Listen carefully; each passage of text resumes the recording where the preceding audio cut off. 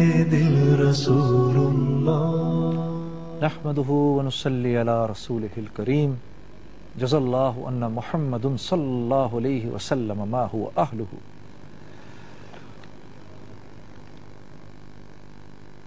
خواتین حضرات، اللہ کے نبی صلی اللہ علیہ وسلم کا یہ ایک ارشاد ہے، ذرا غور سے سنیے گا، آپ کے سامنے پڑھتا ہوں. حضرت قعب بن عجرہ رضی اللہ تعالیٰ عنہ کہتے ہیں کہ ایک مرتبہ نبی کریم صلی اللہ علیہ وسلم نے ارشاد فرمایا کہ ممبر کے قریب ہو جاؤ. ہم لوگ حاضر ہو گئے. جب حضور صلی اللہ علیہ وسلم نے ممبر کے پہلے درجے پر قدم مبارک رکھا تو فرمایا آمین. جب دوسرے پر قدم رکھا تو پھر فرمایا آمین. جب تیسرے پر قدم رکھا تو پھر فرمایا آمین. جب آپ صلی اللہ علیہ وسلم خطبے سے فارغ ہو کر نیچے اترے تو ہم نے عرض کیا کہ ہم نے آج آپ صلی اللہ علیہ وسلم سے ممبر پر چڑھتے ہوئے ایسی بات سنی جو پہلے کبھی نہیں سنی. آپ صلی اللہ علیہ وسلم نے ارشاد فرمایا کہ اس وقت جبرائیل علیہ السلام میرے پاس آئے تھے. جب پہلے درجے پر میں نے قدم رکھا تو انہوں نے کہا کہ ہلاک ہو وہ شخص جس نے رمضان کا مہینہ پایا پھر بھی اس کی مغفرت نہ ہوئی. میں نے کہا آمین. پھر جب میں نے دوسرے درجے پر قدم رکھا تو انہوں نے کہا ہلاک ہو وہ شخص جس کے سامنے آپ صلی اللہ علیہ وسلم کا ذکر مبارک آئے اور وہ درود نہ بھیجے. میں نے کہا آمین. جب میں تیسرے درجے پر چڑھا تو انہوں نے کہا ہلاک ہو وہ شخص جس کے سامنے اس کے والدین یا ان میں سے کوئی ایک بڑھاپے کو پاویں اور وہ اس کو جنت میں داخل نہ کرائیں. میں نے کہا آمین. اب یہ سوچو کہ یہ کس کی طرف سے ہلاکت کی دعا ہے. اللہ کا سب سے مقرب فرشتہ جو کہ انبیاء علیہ الصلوۃ والسلام تک اللہ کا پیغام لے جانے کا ذمہ دار ہے. ایک تو ہوا اللہ کا پیغام، ایک ہوا اللہ کا پیغام پہنچانے والے. کتنا بڑا درجہ ہوا ان کو. 1.25 لاکھ انبیاء تک جس فرشتے نے اللہ کا پیغام پہنچایا، اللہ کے ہاں وہ کتنے مقرب ہوں گے. جبرائیل علیہ السلام. ایک تو ان کی بد دعا، اوپر سے اس بد دعا پر آمین کہے خاتم الانبیاء جناب رسول اللہ احمد مصطفیٰ مجتبیٰ صلی اللہ علیہ وآلہ وسلم، وجہ کائنات، ان کی اوپر سے آمین ہو تو وہ بات کتنی مصمم اور پکی ہو جائے. تو میرے عزیز دوستو، اور یہ 3 باتیں کیا ہوئیں کہ رمضان کا مہینہ ملا. اس رمضان کے مہینے کے اندر بھی اپنی نافرمانی کی زندگی کو نہ چھوڑا. اس رمضان کے مہینے میں جس میں کہ اللہ رب العزت بہانے ڈھونڈتے ہیں بندوں کو بخشنے کے. حکم ہوتا ہے لاؤ کتنے گناہ لے کر آتے ہو، لے کر آؤ کتنے گناہ لاتے ہو. چلو میرے زمین اور آسمان کو بھرو اپنے گناہوں سے، تم تمام جن و انس مل کے بھی نہیں بھر سکتے. کرو اپنی گناہوں سے، کرو اپنی نافرمانیوں سے کڑوا. میرے سمندروں کو تم سب مل کے بھی نہیں کر سکتے. اتنے لاؤ. اس کے بعد ایک دفعہ کہو یا اللہ مجھے معاف کر دے، تو نہ صرف یہ کہ میں ان گناہوں کو معاف کر دوں گا، بلکہ تو ایسا ہو جائے گا جیسے تو نے کبھی ان گناہوں کو کیا ہی نہیں.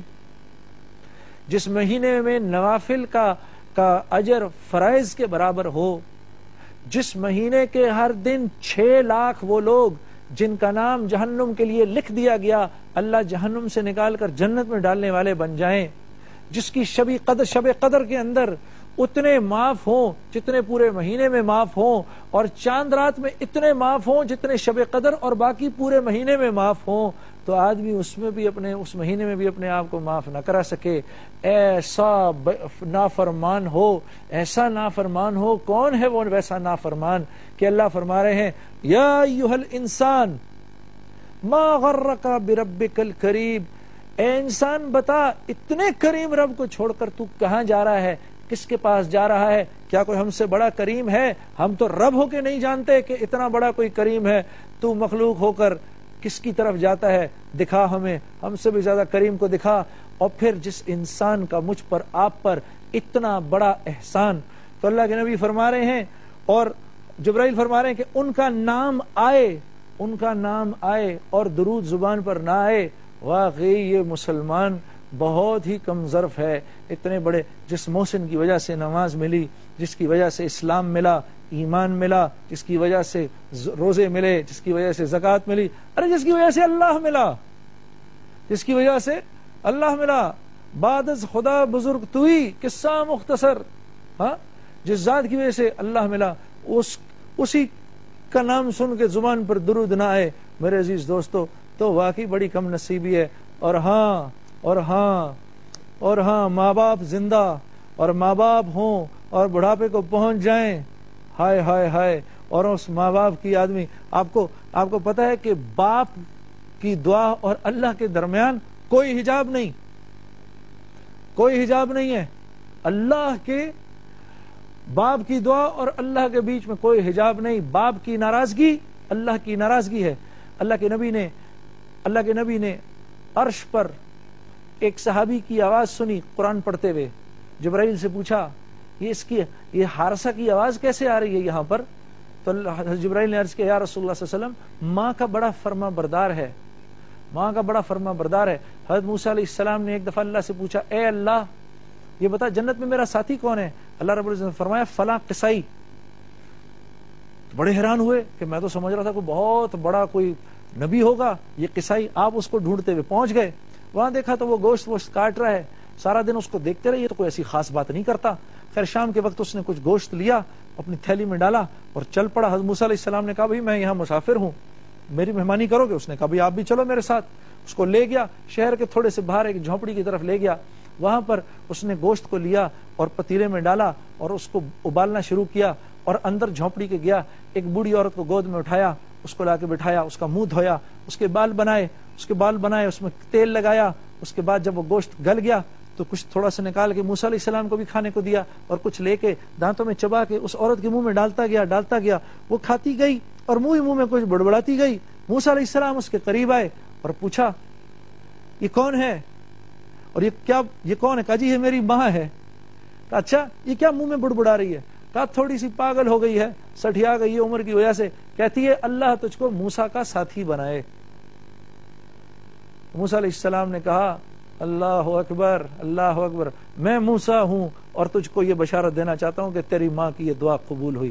تو میرے عزیز دوستو، اللہ ماں باپ کی خدمت کی، اور اللہ ماں باپ کی خدمت جیسی کرنی چاہیے، جیسی قدر ان کی ماننی چاہیے، اس کی توفیق عطا فرمائے۔ آئیے ایک بریک لیتے ہیں، بریک کے بعد آج آپ کے لیے میں اپنے سب سے بڑے محسن اور اپنے سب سے بڑے دوست سے آپ کی آج ملاقات کرواؤں گا، جس آدمی نے اس راستے میں مجھے دعوت کی لائن میں میری مدد کی اور مسلسل میری رہنمائی کی، اور جب میں گرا مجھ کو اٹھایا، اور سب سے بڑا احسان ان کا یہ کہ جب ساری دنیا نے مجھے چھوڑ دیا، سب نے چھوڑ دیا، تو اس آدمی نے میرا ہاتھ پکڑے رکھا اور ایک بچے کی طرح مجھے چلایا، اور چلا کر حتی الامکان کوشش کر کے مجھے پار لگا دیا۔ میں ساری زندگی اس انسان کا احسان مند ہوں۔ ان کا نام مولانا طارق جمیل ہے۔ آئیے ایک بریک لیتے ہیں، بریک کے بعد آپ کی بات مولانا طارق جمیل صاحب سے کرواتے ہیں۔